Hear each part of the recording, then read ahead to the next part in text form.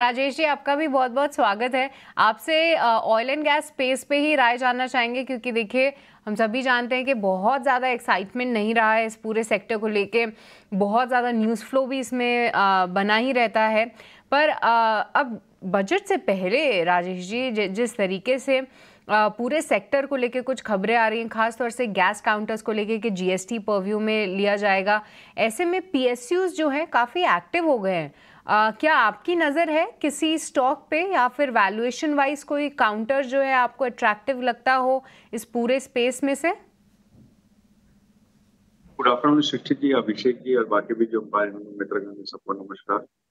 आपने ठीक कहा कि कुछ हरकतें हम देख रहे हैं ऑयल एंड गैस स्पेस में, फिर वो चाहे ट्रेडिंग की कंपनी हो, चाहे क्रूड ऑयल की कंपनी और अपस्ट्रीम कंपनी हो या डाउनस्ट्रीम कंपनी हो, सब जगह ही थोड़ी सी हलचल देखने को मिल रही है। सिर्फ बजट के लिहाज से अगर कोई कॉल लेनी हो तो मैं समझता हूँ थोड़ा सा स्पेकुलेटिव होगा, क्योंकि अब तो बजट में बहुत कम दिन रह गए हैं। लेकिन फिर भी मैं ट्रेड के नजरिए से अगर कोई को देखना हो तो मैं समझता हूँ कि एमजीएल में थोड़ा सा ध्यान देना चाहिए, जहाँ की हमें लगता है कि वैल्यूएशन वाइज थोड़े सस्ते हैं। और ऑयल मार्केटिंग कंपनीज के हिसाब से न केवल बजट के बल्कि थोड़ी सी लॉन्ग टर्म की व्यू भी अगर कोई लेता है तो आईओसी और बीपीसीएल ये दो ऐसी कंपनियां हैं जहां हम थोड़े से मध्यम से लंबी अवधि के लिए भी निवेश की सलाह दे रहे हैं। एक तो क्रूड ऑयल हमने देखा है कि 80-82 डॉलर के आसपास स्टेबल होता हुआ नजर आ रहा है। दूसरे अगर आप देखो तो जो इनके मार्जिन्स थे वहां पे सुधार हो रहे हैं, बावजूद इसके कि क्रूड में गिरावट आई है, ऑयल प्राइसेस में कोई खास कट आया नहीं है। और जीएसटी प्रीव्यू में अगर आता है तो मैं नहीं जानता आएगा कि नहीं आएगा, बट अगर आता है तो वो एक बहुत पॉजिटिव होगी। तीसरे, इन सारी कंपनियों में डिविडेंड यील्ड अच्छी बैठती है और इंट्रिंसिक वैल्यू से अभी भी बहुत लोअर वैल्यूएशन पे ट्रेड कर रहे हैं, फिर वो चाहे कोई भी कंपनी हो, बीपीसीएल, एचपीसीएल या आईओसी।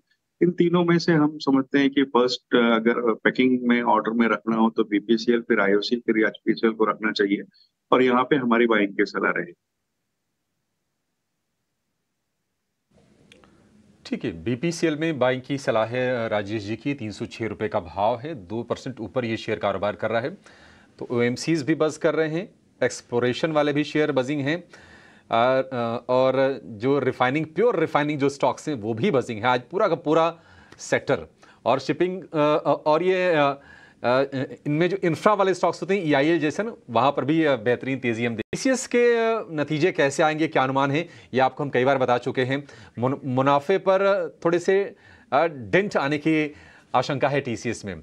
लेकिन टीसीएस के अलावा कल जो हमारा फोकस होगा वो होगा एचसीएल टेक पर। एचसीएल टेक को लेकर क्या उम्मीदें हैं? क्या टीसीएस के तर्ज पे ही, या फिर टीसीएस को लेकर जो अनुमान है क्या उसी तरह के अनुमान एचसीएल टेक को लेकर भी हैं? ये बताने के लिए हमारी सहयोगी अनीशा हमारे साथ जुड़ गई हैं। अनीशा, बताइए एचसीएल टेक को लेकर क्या उम्मीद है और फोकस कहां पर रहेगा? जी हाँ, एचसीएल टेक के नतीजों की बात करें तो थोड़े वीक नंबर्स आने चाहिए इस time. Usually Q1 seasonally week रहता है एचसीएल टेक का, एंड इसी के चलते इस बार भी हम लोग एक डिक्लाइन देख रहे हैं on a sequential basis. Top line पे ऑलमोस्ट 2% तक का डिक्लाइन आएगा कांस्टेंट करेंसी बेसिस में। डॉलर रेवेन्यू में भी हम $3,360 मिलियन के आसपास का नंबर मान के चल रहे हैं।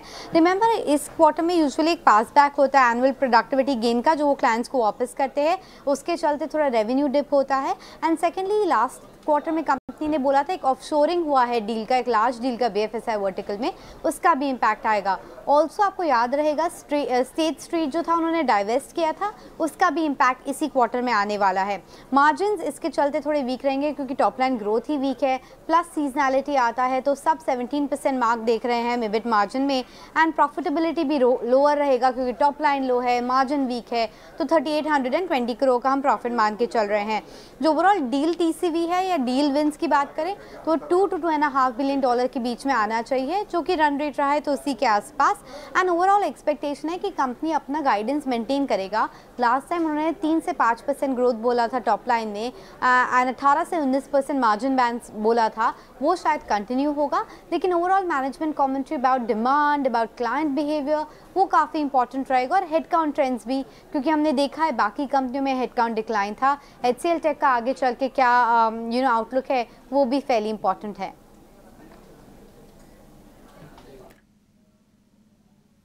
शुक्रिया अनीशा। तो ये अनुमान मार्जिन पर थोड़ा सा हिट आएगा, प्रॉफिटेबिलिटी या फिर रेवेन्यू भी प्रभावित होगा। डिमांड आउटलुक, ग्रोथ और मार्जिन को लेकर नजर रही और डील विंस किस तरह के आते हैं एचसीएल टेक की तरफ से, ये भी देखना होगा। लेकिन सबसे क्रूशियल जो दोनों कंपनीज में होगा वो है मैनेजमेंट की कमेंट्री।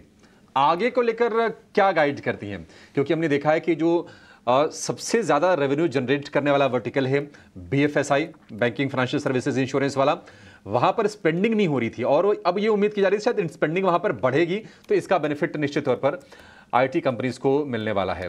लेकिन राजेश सर, आपसे जानना चाहेंगे सर, आज हमारे साथ में एक आईटी एनालिस्ट जुड़े थे, ओंकार टंकसाले, और उनसे हमने ये पूछा कि आपकी पसंद क्या है लार्ज कैप में, तो उन्होंने कहा टीसीएस, इन्फोसिस, एचसीएल टेक, तीनों का नाम लिया।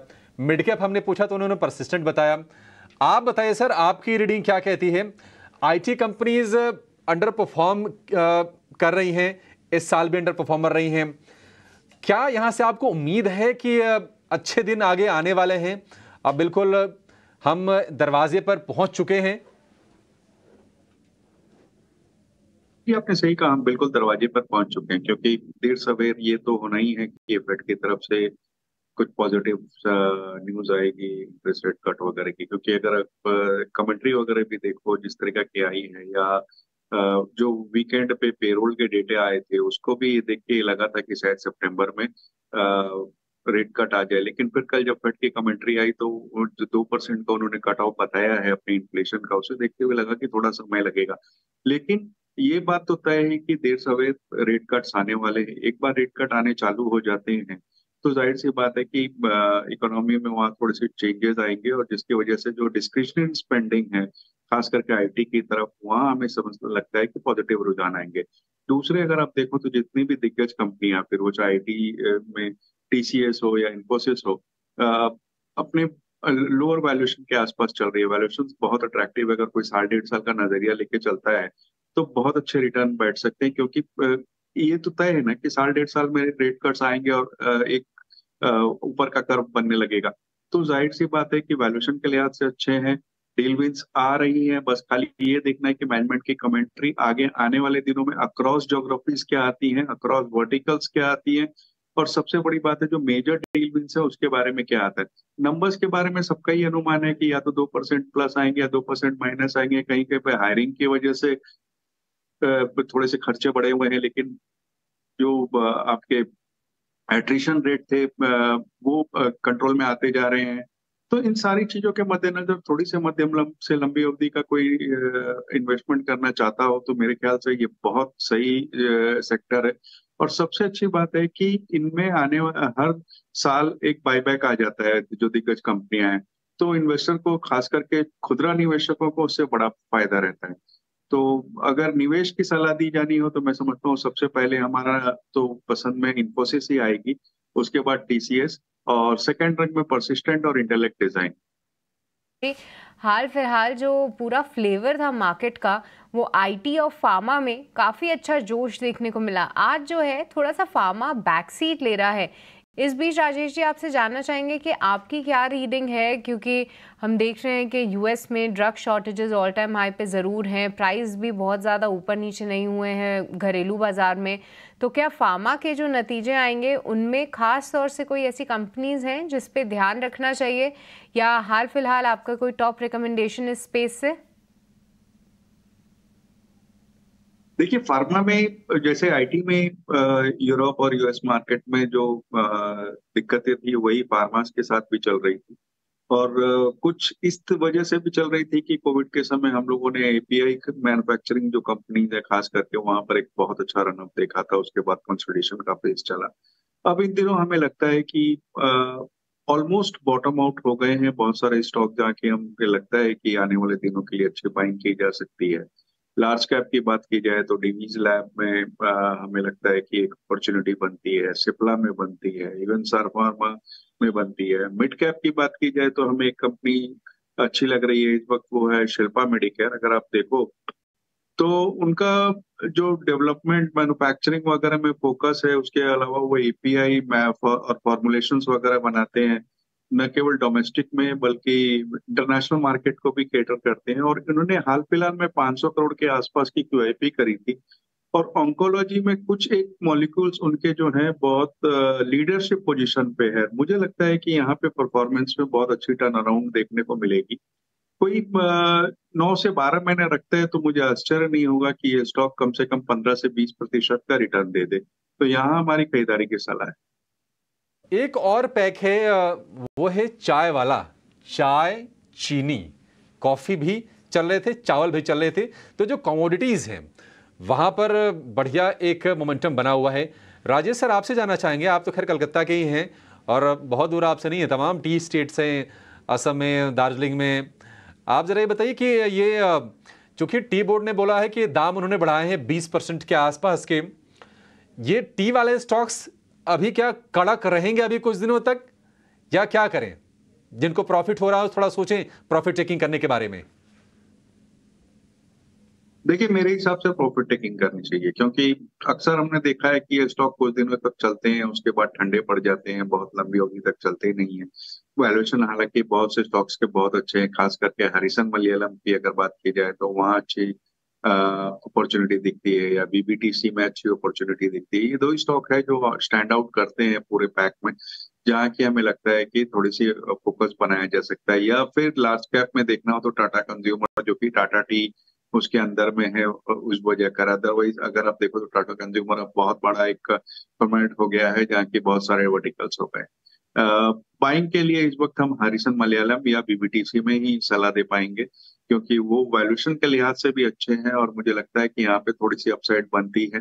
दूसरे अगर आप देखो तो जो चाय की फसल है, खास करके मौसम पे बहुत डिपेंडेंट रहती है, और इस बार जैसे कि बहुत ही इरेडिकेट मौसम आया है, मुझे लगता है कि वहां पे थोड़ी सी जो प्रोडक्शन है वो कम होगा, जिसके वजह से रियलाइजेशन बढ़ते हुए नजर आएंगे। तो यहाँ नजर बिल्कुल रखनी चाहिए। ये काफ़ी जोश में है, यहाँ पे 13% का उछाल जो है मारते हुए देख रहे हैं पूरे स्पेस में। हालांकि काफ़ी रौनक है, खासतौर से पावर फाइनेंसेस, पीएफसी, आरईसी हम कई दिनों से आपके लिए हाईलाइट कर रहे हैं। आज इरडा की बारी है। इस काउंटर पे ज़्यादा नज़र नहीं जाती है, क्योंकि एक इन्वेस्टमेंट स्टॉक है। हमारे सभी एक्सपर्ट्स की ऑलमोस्ट कंसेंसस राय होती है कि इसको लीजिए और भूल जाइए। राजेश जी, मुझे उम्मीद है कि आपका भी यही नज़रिया था कि लीजिए और इसको भूल जाइए, पर जिस तरीके का हम रनअप देख रहे हैं, आपके लॉन्ग टर्म टारगेट्स क्या निकल कर आ रहे हैं इरडा पे? क्या आपने टारगेट्स रखे हैं इस पे, और साथ ही 13-14% के उछाल को आप कैसे देख रहे हैं? आश्चर्यजनक रूप की रैली चल रही है आईपीओ के बाद से ही हमने देखा है इरेडा में। और वैल्यूएशन भी अगर आप देखें तो दूसरी जो कंजर्वेटिव पुरानी फाइनेंस कंपनी है, जैसे कि पीएफसी, आरईसी, उनके वैल्यूएशन देखो और इनके वैल्यूएशन देखो तो बहुत बड़ा गैप नजर आता है। चाहे वो पीई के हिसाब से हो, या प्राइस टू बुक के हिसाब से हो, डिविडेंड यील्ड के हिसाब से, सब जगह ही हमें लगता है कि इरेडा का स्टॉक अब थोड़ा महंगा हो चला है। लॉन्ग टर्म के टारगेट्स हमारे अभी भी 300 रुपए के हैं, लेकिन अब नई खरीदारी के लिए थोड़ा सा सोचना पड़ता है। थोड़ा कोई करेक्शन, कंसोलिडेशन आए तो नई खरीदारी की जा सकती है। हालांकि एक नए सेगमेंट में रिन्यूएबल एनर्जी में ये लोग फाइनेंसिंग की बात कर रहे हैं, और जो कि रिन्यूएबल एनर्जी इस वक्त इन थिंग है, लेकिन बावजूद इसके वैल्यूएशन पैरामीटर्स में हमें लगता है कि पीएफसी, आरईसी ज्यादा बेटर बैठते हैं नए निवेश के लिए। किसी के पास है वो बने रह सकते हैं। ठीक है, किसी के पास अगर है तो वो फिलहाल बने रह सकते हैं इरडा में। जी हाँ, नई खरीदारी के लिए थोड़ा सा जो है आपको सतर्क हो जाना चाहिए। पर